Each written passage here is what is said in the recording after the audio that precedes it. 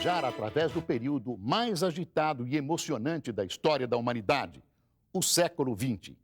São 5 programas que relembram e explicam os acontecimentos mais importantes dos últimos 100 anos. Vamos rever as grandes descobertas, as guerras e as revoluções, as grandes catástrofes e a evolução dos costumes da Belle Époque aos tempos atuais. O século XX começa com a morte de uma rainha que deu nome a uma era, Vitória, e com o pesadelo da Primeira Guerra Mundial.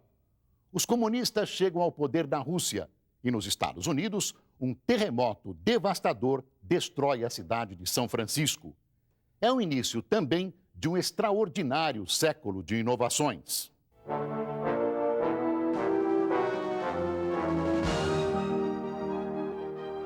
8 de fevereiro de 1900. A Eastman Kodak Company apresenta ao mundo uma simples câmera de caixa de papelão. Ela foi chamada Brownie em homenagem a um duende popular dos livros infantis. Manejar a nova máquina era tão fácil que qualquer criança podia tirar uma boa fotografia, dizia a propaganda.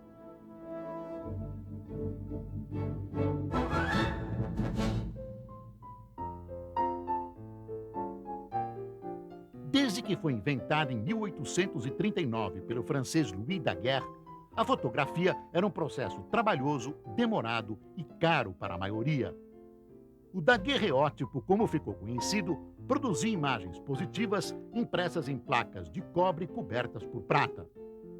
Para que o trabalho saísse razoável, o personagem tinha de posar imóvel por até 20 minutos. Qualquer movimento manchava a foto. Mais tarde, foi inventado o colódio, processo de placa molhada que produzia um negativo, permitindo reproduzir várias cópias. Essa novidade tirou a fotografia do estúdio. Tendas se espalharam por praias e parques. As fotos eram reveladas ali mesmo. Em Nova York, surgiu uma galeria com fotos de personalidades. Cenas de guerra começaram a ser estampadas.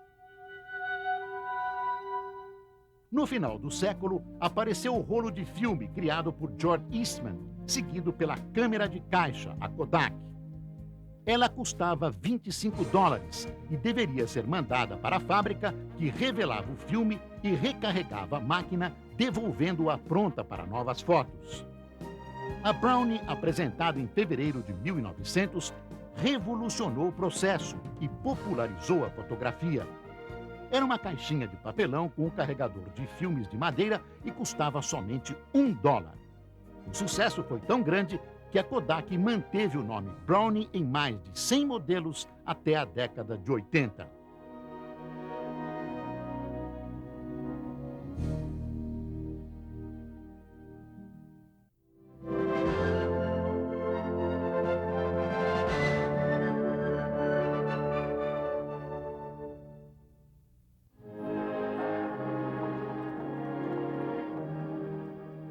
(22 de janeiro de 1901). Os sinos badalavam tristemente na Grã-Bretanha, mas as implicações puderam ser sentidas em todo o mundo. A rainha Vitória, de 82 anos, tinha morrido. Com ela, morria uma era. Vitória tinha ficado 63 anos no trono, o mais longo governo da Inglaterra. Durante seu reinado, o Império Britânico cresceu tanto que nele o sol nunca se punha. Vitória assumiu o trono com 18 anos, após a morte do rei William IV em 1837. 2 anos depois, se casou com o príncipe Albert.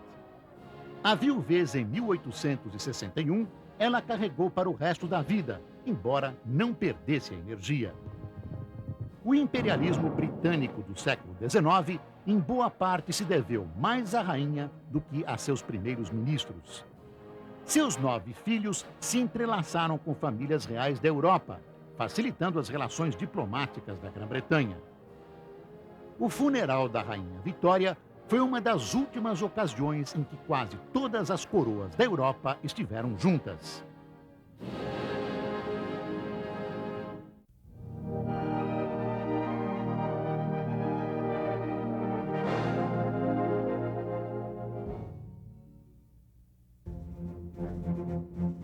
12 de dezembro de 1901. Guilherme Marconi, poucos anos depois da invenção do telégrafo sem fio, conseguiu enviar mensagem por ondas de rádio desde Cornwall, na Inglaterra, até Newfoundland, no Canadá. Marconi, um engenheiro italiano, encontrou na Grã-Bretanha espaço para suas pesquisas e criatividade. A ideia de manter comunicação entre navios e o continente atraiu o interesse da Marinha Mercante e do governo britânico. Depois de alguns avanços e fracassos, uma pipa ligada a uma antena foi empinada a 400 metros de altura na costa americana. Ela captou os sinais emitidos na Inglaterra. A invenção de Marconi marcou o início da era do rádio. Na mesma época, um padre gaúcho, Roberto Landel de Moura, conseguia enviar a voz humana pelas ondas eletromagnéticas. Ele tirou patente nos Estados Unidos do que chamou telefone sem fio. Em 1920, em Pittsburgh, Estados Unidos, Franz Conrad criou a primeira emissora de rádio, transmitindo o resultado das eleições presidenciais para cerca de 1.000 receptores. No Brasil, a primeira transmissão aconteceu no dia 7 de setembro de 1922. Um discurso do presidente da República, Epitácio Pessoa, através de 2 transmissores colocados no Corcovado. A primeira emissora, a Rádio Sociedade do Rio de Janeiro, fundada por Edgar Roquete Pinto, foi inaugurada 6 meses depois, no início de 23.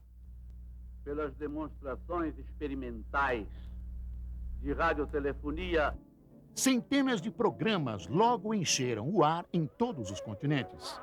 Nos Estados Unidos, em 1930, 12 milhões de casas tinham aparelhos de rádio. Começava a era de ouro do rádio. Música, novela, comédia, esporte, variedades, o rádio era eclético, mas nada suplantava o interesse dos ouvintes pelo noticiário. United Press. Washington. As transmissões ao vivo possibilitavam que as pessoas acompanhassem os fatos à medida em que aconteciam. Tão vibrante, tão mágico, que milhões de americanos se desesperaram no dia 30 de outubro de 1938, quando Orson Welles simulou a transmissão de uma invasão marciana à Terra. Mr. Pearson and myself made the 11 miles from Princeton in 10 minutes. Well, I hardly know where...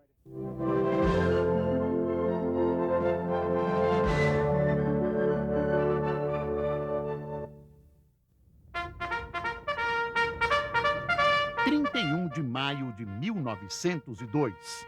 A paz foi declarada na África do Sul, terminando a Guerra dos Boers, que durou 3 anos.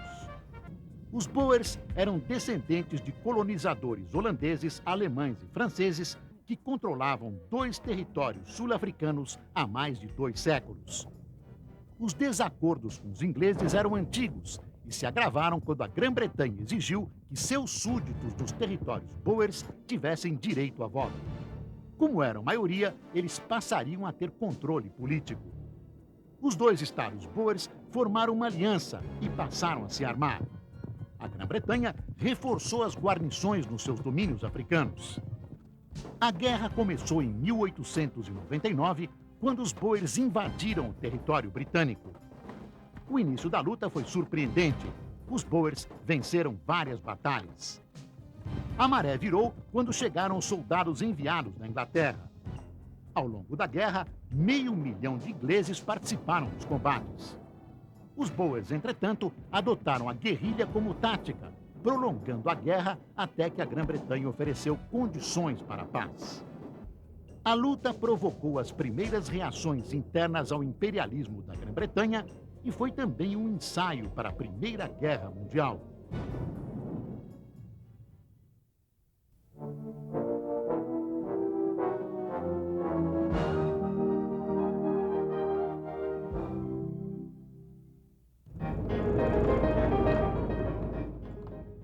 16 de junho de 1903. Foi nesse dia que Henry Ford, sem muita ostentação, deu início a uma fábrica de automóveis que mudaria o conceito do novo veículo. No início do século, os carros já não eram novidade, mas acessíveis apenas aos ricos. Luxo. Até então, cada carro era fabricado artesanalmente por uns poucos especialistas que dominavam todo o processo. A Ford adotou a primeira linha de montagem, onde os trabalhadores não precisavam de tanta especialização. Ao lado de uma esteira rolante, cada operário adicionava uma peça ao corpo do carro. O barateamento foi brutal. O modelo T, que originalmente era vendido por mais de $800, teve o preço reduzido para $290. O automóvel se popularizou rapidamente. Ao mesmo tempo, o lucro da fábrica foi tão grande que Ford aumentou o salário mínimo dos trabalhadores para $5 por dia, um valor surpreendente na época. No Brasil, no início do século, o automóvel ainda era um bicho de 7 cabeças que provocava receio no povo. Em 1900, circulou nas ruas de Petrópolis o primeiro carro importado com motor a explosão, um Tecovil de 9 cavalos movido a benzina. Logo, os barões do café e incipientes industriais paulistas começaram a comprar essas máquinas, que antes de tudo simbolizavam status. Em 1903, a Prefeitura de São Paulo legalizou os novos veículos. A placa número 1 foi para o automóvel da família Matarazzo. Em 1904, São Paulo já tinha 84 carros, que disputavam espaço com os bondes elétricos que circulavam na cidade desde a chegada da Light canadense, em 1900.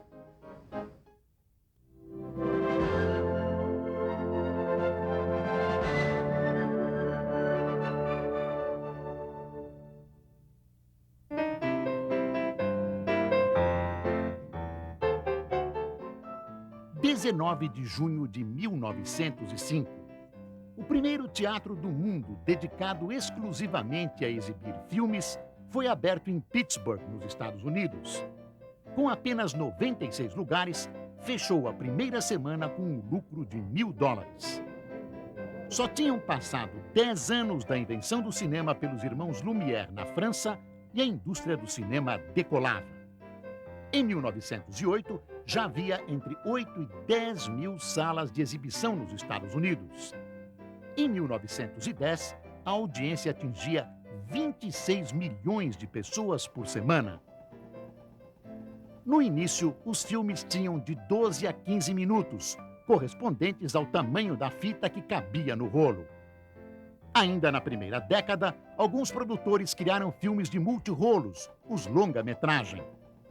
A similaridade com o teatro atraiu a classe média para a nova diversão. As projeções eram acompanhadas por músicos ao vivo que faziam até efeitos sonoros condizentes com o que aparecia na tela. Diálogos e explicações do enredo eram mostrados com cartazes. O primeiro filme de estilo desenvolvido nos Estados Unidos foi o Faroeste. As comédias também faziam sucesso. E nasciam as estrelas do cinema mudo, como Charlie Chaplin, o Carlitos para nós brasileiros. O grande ator da época, Rodolfo Valentino, era o delírio das mocinhas. Aqui ele interpreta o Sheik. O Brasil acompanhava de perto a evolução do cinema. O primeiro cinema, o Cinematógrafo Edson, no Rio, tinha sido aberto em 1898, antes mesmo que nos Estados Unidos. O cantor de jazz, estrelado por Al Johnson, mudaria tudo. Em 1927, os filmes começaram a falar. Em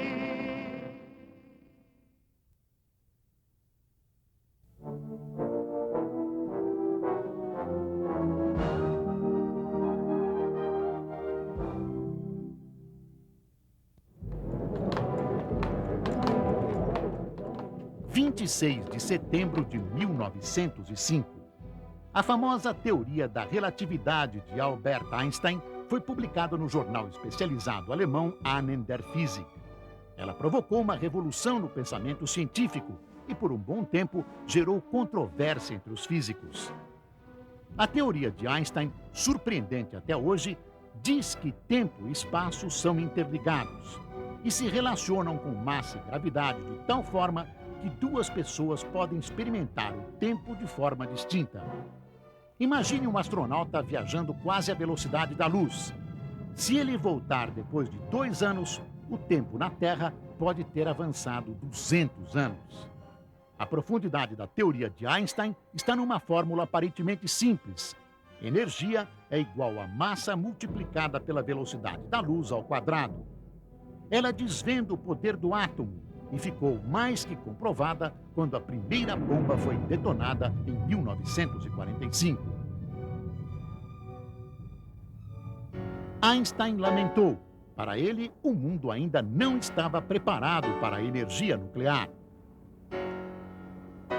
Ainda no início do século, na ânsia de ampliar seus horizontes, o homem consegue chegar pela primeira vez ao Polo Sul. Em Paris, o brasileiro Alberto Santos Dumont faz o primeiro voo em um aparelho mais pesado que o ar. No Rio de Janeiro, o povo se revolta quando o governo saneia e moderniza a cidade. O Titanic afunda na viagem inaugural e a terra treme em São Francisco. Em poucos segundos, uma cidade inteira está em ruínas.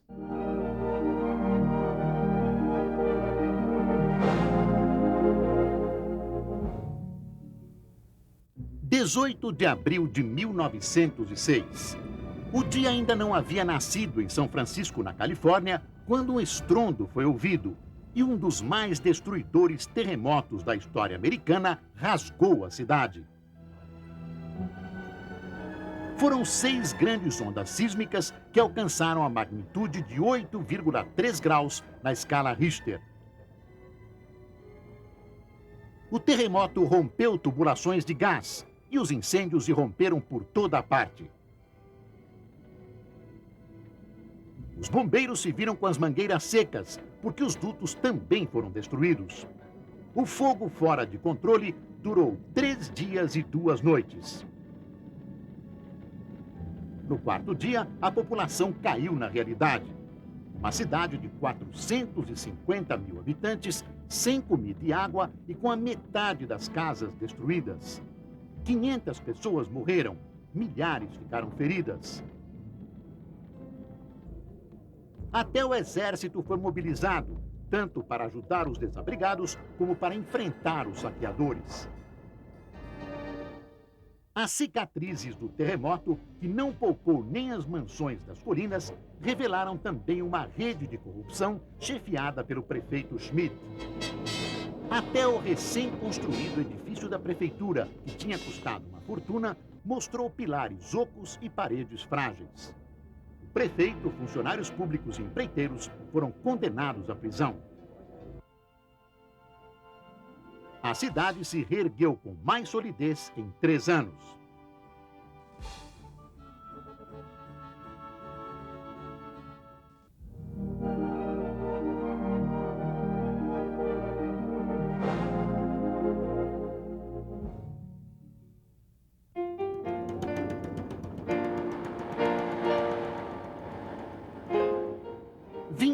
De outubro de 1906.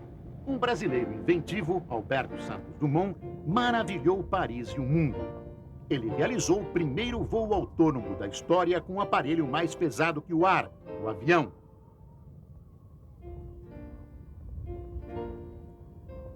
Desde o final do século anterior, Santos Dumont já voava pelos céus de Paris em balões de gás hélio impulsionados por hélices motorizadas. Em 1901, ganhou um prêmio valioso por ter dado a volta à Torre Eiffel num balão. 5 anos e vários balões depois, Santos Dumont realizou um sonho do homem. Ele decolou do campo de Bagatelle com seu 14 bis, um aparelho mais pesado que o ar, dotado de motor a gasolina. O voo foi oficializado como o primeiro da história e Santos Dumont se consagrou como o pai da aviação. 3 anos antes, os irmãos Orville e Wilbur Wright tinham feito um voo de aeroplano com motor em Kitty Hawk, na Carolina do Norte, nos Estados Unidos. Mas o avião deles decolou impulsionado por uma espécie de catapulta, enquanto o aparelho de Santos Dumont levantou o voo sem nenhuma ajuda. Os irmãos Wright tentaram o reconhecimento como pioneiros da aviação mas a pretensão nunca foi aceita. O presidente americano Bill Clinton recentemente reconheceu o pioneirismo de Santos Dumont.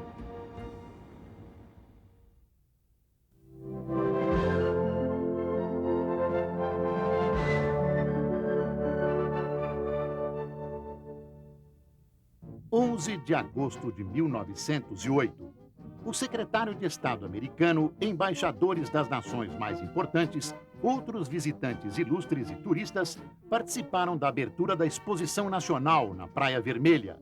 Era o governo brasileiro apresentando ao mundo o Rio de Janeiro reurbanizado, limpo e saneado. Para tornar o então Distrito Federal sala de visitas do país, o governo teve de enfrentar até uma revolta popular. No dia 10 de novembro de 1904, a população do Rio, insuflada por parte da imprensa, deu início a uma semana de violento quebra-quebra nas ruas. O estopim foi a lei que tornava obrigatória a vacina contra a varíola, uma das epidemias que graçavam na cidade.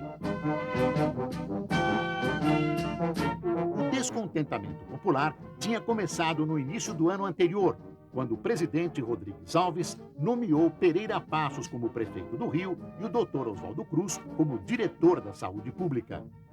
A ambos deu ordem para remodelar e sanear a capital da República, onde os estrangeiros evitavam aportar. As doenças e sujeira nas ruas afastavam os turistas e os capitalistas. O prefeito Pereira Passos reconstruiu o porto, rasgou avenidas e botou abaixo o velho casario do centro do Rio. Os moradores expulsos engrossavam as favelas dos morros e cortiços da periferia. O sanitarista Oswaldo Cruz combateu a peste e a febre amarela, invadindo lares para borrifar os focos dos transmissores. Por fim, o Congresso aprovou a lei da vacina obrigatória contra a varíola, que muitos consideravam uma violação da liberdade. Mas apesar da revolta, o Rio se tornou a cidade maravilhosa.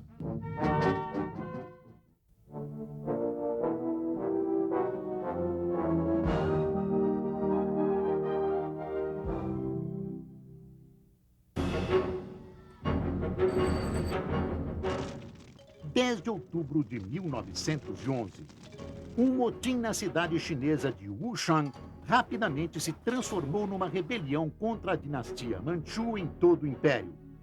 O líder rebelde Sun Yat-sen, depois de muitas tentativas dos 10 anos anteriores, assumiu o poder. A imperatriz Manchu, Sun Shi, foi deposta. Nascia a nova República da China. Durou pouco. O chefe militar, Yuan Shikai, traiu Sun e se tornou imperador. Sun fugiu para o Japão, onde reorganizou o Partido Nacionalista, o Kuomintang. Em 1921, Sun conseguiu estabelecer um governo republicano em Cantão, no sul da China. Em 24, ele recebeu ajuda militar do governo comunista russo, em troca da participação do Partido Comunista Chinês no seu governo. Em meio à luta pela unificação da China, Sun morreu e foi substituído por um discípulo, Chiang Kai-shek. A aliança se rompeu e os comunistas liderados por Mao Tse-tung foram colocados na clandestinidade. A complicada disputa pelo poder na China durou muitos anos. De um lado, os nacionalistas, de outro, os comunistas. Ambos, entretanto, lutaram contra as forças imperiais e também contra os japoneses que invadiram a Manchúria em 1931. Em 1934, Mao Tse-tung liderou 90 mil comunistas que percorreram 9 mil quilômetros em direção ao norte da China. A Grande Marcha deu prestígio a Mao e fortaleceu os comunistas. Depois da Segunda Guerra, Chiang Kai-shek não teve mais como deter o avanço comunista. A República Popular da China surgiu no dia 1º de outubro de 1949. Chiang Kai-shek fugiu para Taiwan ou Formosa, onde fundou a República Nacionalista da China.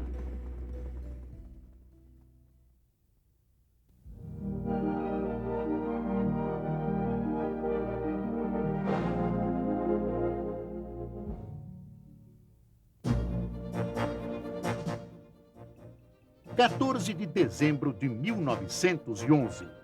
Ronald Amundsen fincou a bandeira da Noruega no Polo Sul, vencendo uma dramática corrida contra os ingleses. A disputa tinha começado 18 meses antes, logo após a descoberta do Polo Norte por Robert Peary. Amundsen e seu adversário britânico Robert Scott chegaram à Antártica praticamente juntos em janeiro de 1911. Antes da chegada do inverno, as duas equipes depositaram alimentos ao longo da rota. O norueguês seguiu para o polo no dia 20 de outubro, usando trenós e cães. Scott partiu 11 dias depois, porém utilizando pôneis siberianos. Os pôneis se revelaram inadequados, forçando os homens a puxar os trenós. No dia 14 de dezembro, observações do céu confirmaram a Amundsen que ele conquistara seu objetivo. Scott só chegou ao polo 35 dias mais tarde. A equipe, enfraquecida pela falta de alimentos e castigada pelo frio, não conseguiu terminar a viagem de volta. Os corpos foram encontrados 6 meses depois, congelados numa tenda.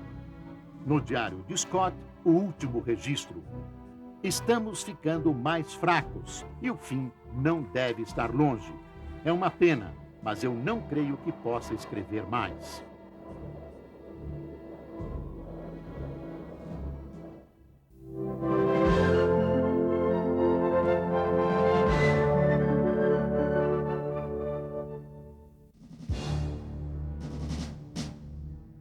Dia 14 de abril de 1912, um enorme bloco de gelo rasgou o casco do Titanic, o maior e mais luxuoso navio construído até então. O impacto, aparentemente, nem foi percebido pelos 2.222 passageiros e tripulantes que participavam da viagem inaugural daquele gigante. O navio partira 4 dias antes de Southampton, Inglaterra, com destino a Nova York. Na primeira classe, a nata da sociedade inglesa e americana se deliciava em bailes e jantares. Pelo talho de quase 100 metros do convés, a água começava a levar o Titanic para o fundo do mar. Considerado inafundável, o navio tinha botes para apenas metade dos passageiros. Apenas 705 pessoas sobreviveram. Os restos do Titanic foram descobertos 75 anos depois. As peças recuperadas, exibidas como um tributo às 1.500 vidas perdidas no maior naufrágio da história.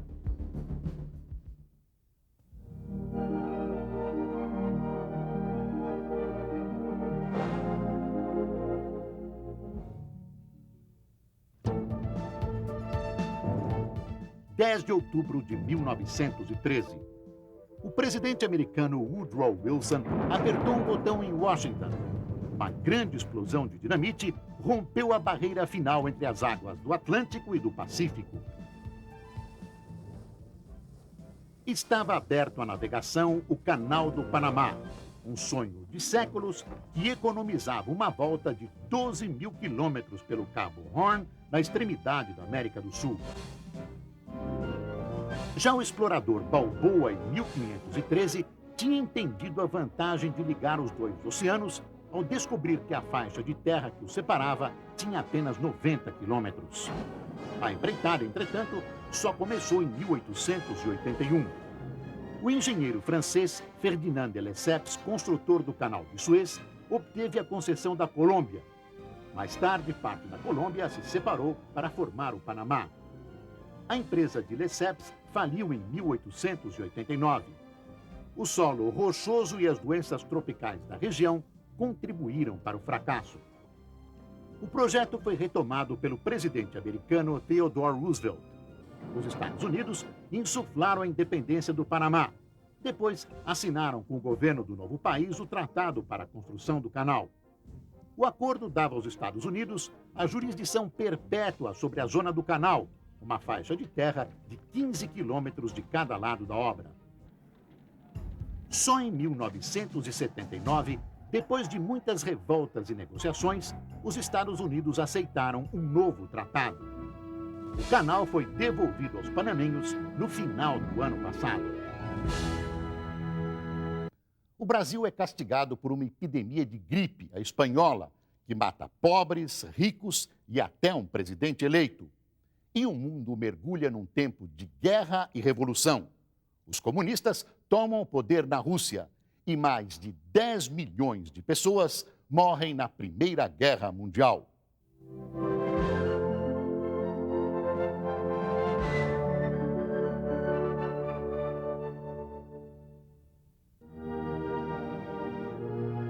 Em 28 de junho de 1914, o arquiduque Francisco Ferdinando, herdeiro do trono austro-húngaro, e sua mulher, Sofia, foram assassinados em Sarajevo por um nacionalista sérvio. Era a faísca que faltava para a eclosão da Primeira Guerra Mundial. Um pretexto único para a Áustria declarar guerra à Sérvia, com o objetivo de aniquilar o nacionalismo eslavo.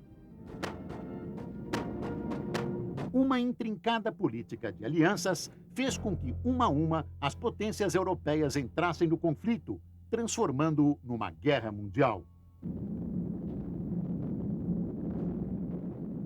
A Rússia do Tsar Nicolau II mobilizou um exército de 1,5 milhão de homens para defender os eslavos. Ao saber que as forças russas iniciaram a marcha, a Alemanha do Kaiser Guilherme II reuniu 500 mil soldados para a luta. A França, aliada da Rússia, colocou o exército de prontidão. A Alemanha declarou guerra à França e mandou 1,5 milhão de homens para a fronteira entre os dois países. No caminho, arrasaram o exército belga, que impedia a passagem por seu território, alegando neutralidade. Diante da crescente ameaça alemã, a Inglaterra entrou na guerra, a mais sangrenta que o mundo já tinha visto. Uma batalha em particular marcou a monstruosidade da guerra, a do Somme, que durou meses. No dia 1º de julho de 1916, aproximadamente 400 mil soldados ingleses e franceses deixaram suas trincheiras para atacar o exército alemão ao longo do rio Somme. Um erro estratégico do comando aliado que acreditou poder terminar a guerra com aquele ataque. As forças alemãs, entretanto, tinham metralhadoras e canhões de longo alcance, um grande poder de fogo desconsiderado pelos aliados. No final do primeiro dia de luta, 60 mil ingleses tinham morrido. Em setembro, os ingleses colocaram pela primeira vez os tanques no campo de batalha. Em novembro, o Somme estava conquistado pelos aliados, ao preço de 600 mil soldados perdidos. As baixas alemãs foram parecidas e a guerra durou mais 2 anos. Um outro erro, desta vez da Alemanha, foi fatal. Submarinos germânicos começaram a atacar e a afundar navios de nações neutras que tentassem aportar na Inglaterra. Entre elas, os Estados Unidos e o Brasil. Nos Estados Unidos, que relutavam em entrar na guerra, o clamor público diante desses ataques foi decisivo. Os belicistas americanos usaram o afundamento do navio Lusitânia e a morte de 1.200 pessoas como símbolo. Este desenho era projetado nas telas de todos os cinemas. Uma onda de indignação contra a Alemanha varreu os Estados Unidos. Em abril de 1917, saiu a declaração de guerra. O Brasil seguiu a mesma trilha. Depois do bloqueio alemão à Inglaterra, 3 navios mercantes brasileiros foram afundados. Em outubro de 17, o governo brasileiro declarou a guerra. O Brasil, entretanto, apenas marcou presença, mandou equipes médicas e 2 navios. A guerra terminaria logo, No dia 11 de novembro de 1918, os alemães assinaram o armistício. O custo da guerra tinha sido inacreditável. Mais de 10 milhões de mortos e 21 milhões de feridos. As despesas foram estimadas em 232 trilhões de dólares. Os termos do armistício foram pesados. A Alemanha teve de entregar todas as armas e aeronaves, 5 mil caminhões, 5 mil locomotivas e 150 mil vagões. Seus navios e submarinos ficariam atracados em portos aliados.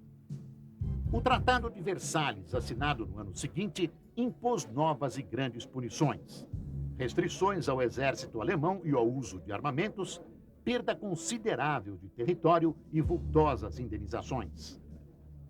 Consideradas humilhantes, as imposições provocaram ressentimentos no povo alemão. Esses ressentimentos seriam bem explorados pelo nazismo, levantando uma nova guerra mundial. Em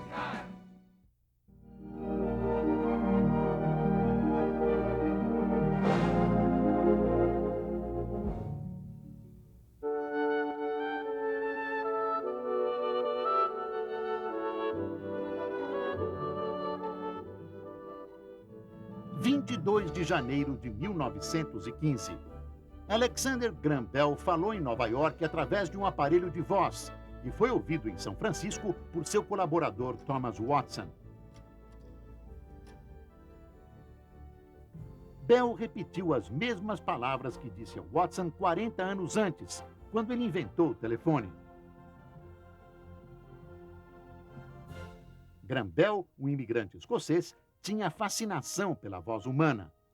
Em 1872, fundou em Boston uma escola para crianças surdas e começou a criar aparelhos para ajudar as pessoas a ouvir. Para fazer peças de precisão, contratou o engenheiro Thomas Watson. Mais tarde, Watson diria ter ficado entusiasmado com a ideia de uma corrente elétrica que pudesse copiar as vibrações da fala.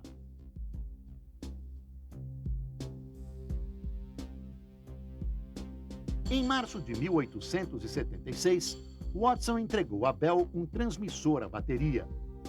Este filme dramatiza o que aconteceu.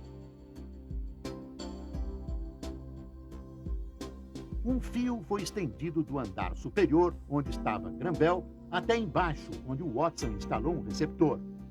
Bell, sem querer, derrubou um jarro de água e gritou por ajuda. Mr. Watson, come here. I want you. The big mouthpiece picked up. Watson contou depois que ouviu claramente o pedido através do receptor em sua orelha. O novo transmissor era melhor do que esperavam. The new transmitter was better than we had expected or had dared hope. Bell e Watson fabricaram então um telefone que demonstraram na exposição centenária em Filadélfia. Graham Bell instalou o transmissor longe do público. No andar da exposição, Dom Pedro II, imperador do Brasil, exclamou: "Meu Deus, isso fala!" A dupla continuou aperfeiçoando a invenção, enquanto os fios telefônicos se espalhavam pelos Estados Unidos.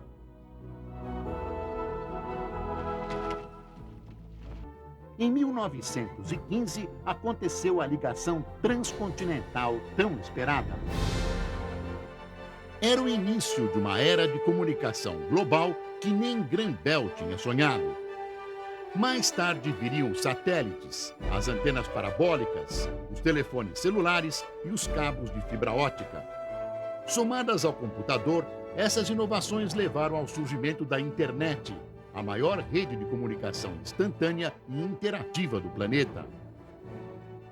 A internet não só revolucionou as comunicações, como teve um enorme impacto sobre a economia mundial e os negócios. Hoje, centenas de milhões de pessoas em todo o mundo estão plugadas na web, a mídia do novo século.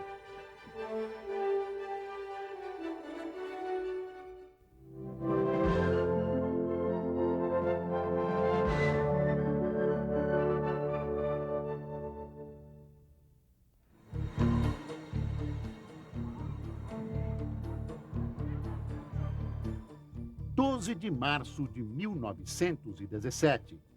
Às 3 horas da tarde, o Tsar Nicolau II abdicou. Terminava a dinastia Romanov de 300 anos e começava uma nova fase histórica de transformações radicais na Rússia. A renúncia do Tsar aconteceu depois de meses de tumulto que tornaram seu governo insustentável.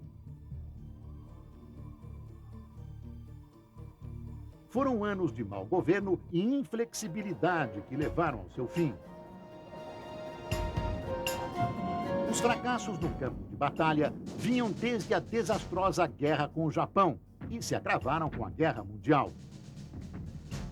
Somente em 1917, 9 milhões de combatentes russos morreram em combate ou não resistiram à fome e ao frio. Mas não apenas os soldados estavam sofrendo.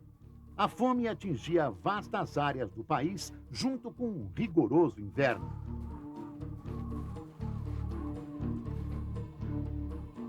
A pouca comida que havia não chegava ao povo por incompetência burocrática. As pessoas saíam às ruas exigindo comida e paz. Os soldados enviados para reprimir os manifestantes se recusavam a cumprir as ordens. Nicolau II assumiu pessoalmente o comando do exército. Foi a gota d'água. Ele capitalizou contra si todo o descontentamento com a guerra. Quase toda a Rússia entrou em convulsão. Era a Revolução de Fevereiro pelo calendário russo, março pelo ocidental. O Tsar teve de entregar o poder a um governo provisório, chefiado por Alexander Kerensky, do partido menchevique, adepto de um socialismo moderado. A manutenção do país na guerra e a miséria abalaram o novo governo. No dia 7 de novembro, um golpe de Estado liderado por Vladimir Lenin derrubou o governo provisório. Os bolcheviques comunistas assinaram a paz em separado com a Alemanha. Entregaram as fábricas aos operários e as terras aos camponeses. Nacionalizaram os bancos. Mencheviques capitalistas e nobreza tsarista se aliaram para fazer a contra-revolução. Os chamados brancos lutaram contra o Exército Vermelho Comunista criado por Leon Trotsky. Após a vitória, os bolcheviques fuzilaram milhares de pessoas, incluindo o Tsar e sua família, e esmagaram as dissidências internas dentro do partido.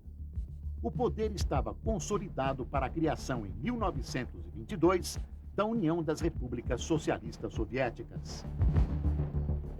Os ventos da Revolução Comunista chegaram ao Brasil quando os operários já estavam em pé de guerra. Reclamavam do aumento do custo de vida e rebaixamento dos salários, jornada de até 14 horas, fábricas insalubres, exploração de mão de obra infantil e feminina. As condições do trabalho no Brasil vinham piorando desde o início da década.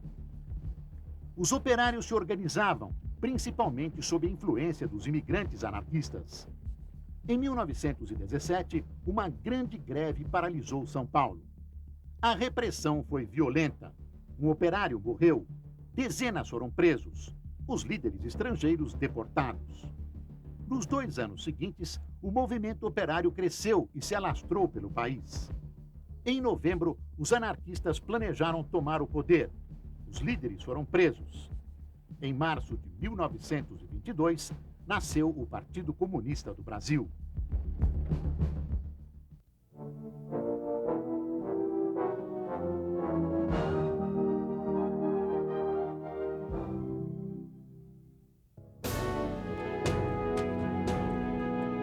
(16 de janeiro de 1919). O presidente eleito Rodrigues Alves morreu em consequência da chamada gripe espanhola que assolava o Brasil. A origem da gripe foi atribuída aos cadáveres insepultos da Primeira Guerra. O vírus teria sido trazido ao Brasil por imigrantes, a maioria espanhóis. Ela tomou conta das capitais, principalmente Rio e São Paulo, em 1918. As pessoas morriam aos borbotões, muitas vezes na calçada. Os caminhões passavam recolhendo os corpos, que eram envoltos em lençóis e enterrados em valas comuns. Os presos foram obrigados a trabalhar como coveiros. Só no mês de outubro, a gripe matou 8.000 pessoas em São Paulo. E foi embora tão repentinamente como chegou. Vamos acompanhar as décadas de 20 e 30. Foi um período de grandes transformações. Começou com a humanidade festejando o fim da Primeira Guerra Mundial e terminou com o mundo mergulhado novamente num grande conflito. A Bolsa de Valores de Nova York quebrou, jogando o mundo inteiro numa grave crise econômica. Na Alemanha, a Grande Depressão abriu caminho para o nazismo e a ditadura de Hitler. Já os Estados Unidos se voltaram para o democrata Franklin Roosevelt e suas reformas. Mas o espírito humano mostrou toda a sua criatividade e novas invenções foram aparecendo. A penicilina, a televisão e o primeiro filme falado.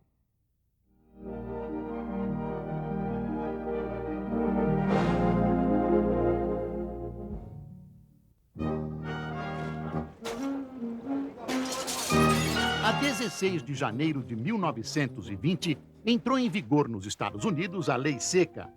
Fabricar, vender ou consumir bebidas alcoólicas estava oficialmente proibido. No país inteiro, policiais jogavam fora todo o álcool que encontravam. Era o auge do movimento pela moderação e abstinência na América. Grupos conservadores e religiosos acreditavam que a bebida era uma ameaça à lei e à ordem. Mas, na verdade, a Lei Seca acabou estimulando os males que pretendia combater, o vício e o crime. Beber às escondidas passou a ser uma diversão atraente e glamurosa. Lugares que vendiam bebidas clandestinamente ficavam lotados todas as noites, com pessoas bebendo e dançando.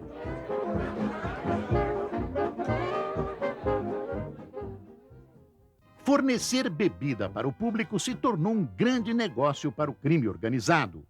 Gangsters como Al Capone e Dutch Schultz construíram verdadeiros impérios com a venda de bebida ilegal.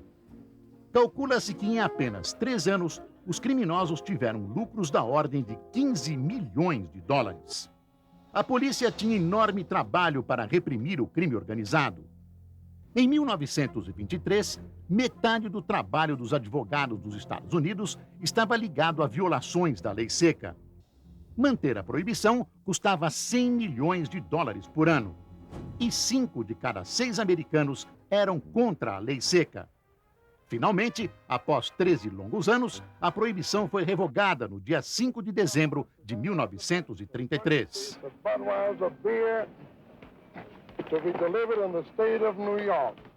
Novamente, os americanos podiam beber álcool sem violar a lei. A grande experiência que começara em 1920 foi um grande fracasso. –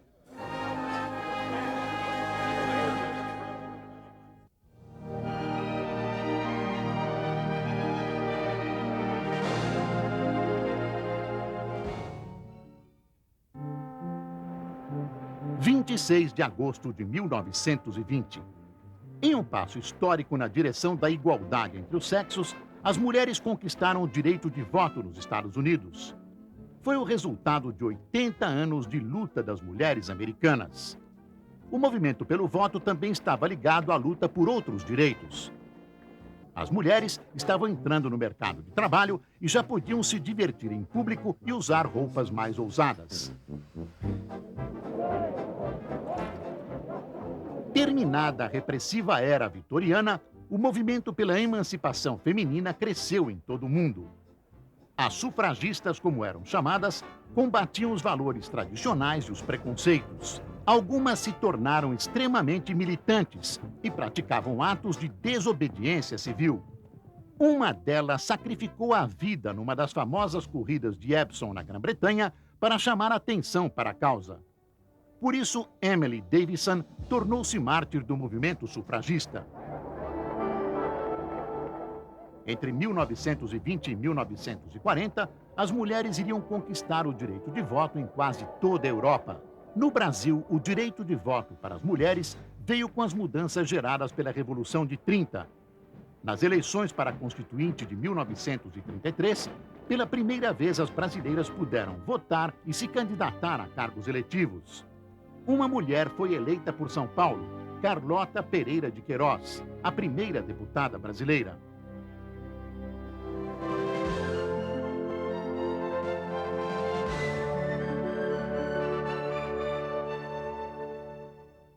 5 de julho de 1922.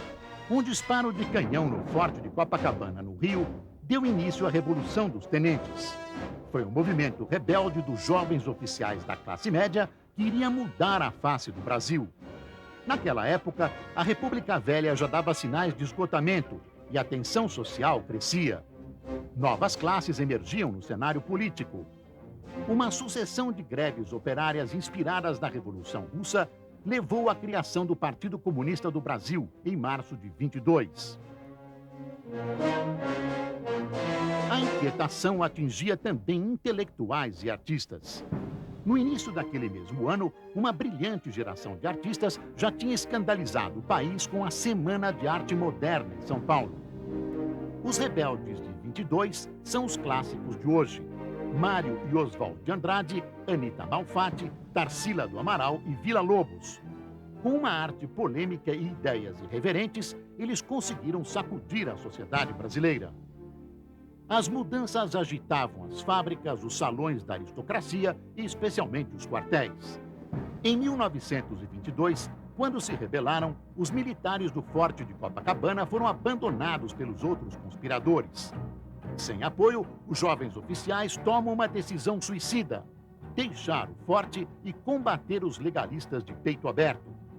Mas apenas 18 oficiais e soldados participaram da famosa caminhada pela Avenida Atlântica. E só 2 sobreviveram ao combate: os tenentes Siqueira Campos e Eduardo Gomes. O episódio heróico ficou conhecido como os 18 do Forte. Novas rebeliões se seguiram. Depois da derrota da Revolução de 24 em São Paulo, os tenentes iniciaram a Guerra de Movimento. Colunas tenentistas percorreram o país, levando os ideais revolucionários na ponta das baionetas. Sob o comando do tenente Luiz Carlos Prestes, o Cavaleiro da Esperança, 1.500 homens se embrenharam pelo país, caminhando e lutando ao longo de 25 mil quilômetros. A coluna Prestes se dissolveu em fevereiro de 27 na Bolívia.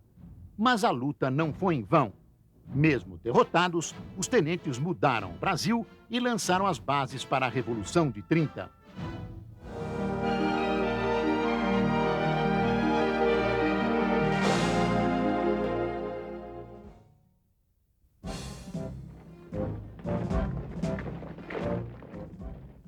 De outubro de 1922, um dia que mudou o destino da Itália e do mundo.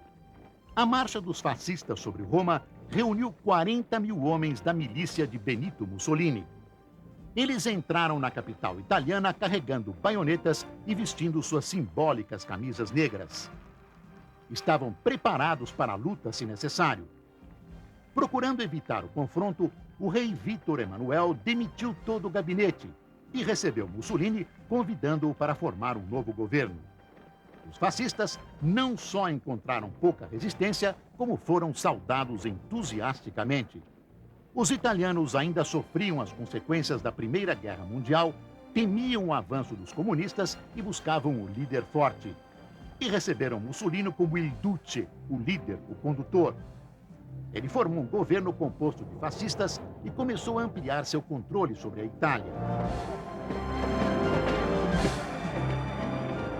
Na doutrina de Mussolini, o Estado é que deveria ser servido pelo povo, que não tinha direitos, e sim obrigações. A mobilização de massa era necessária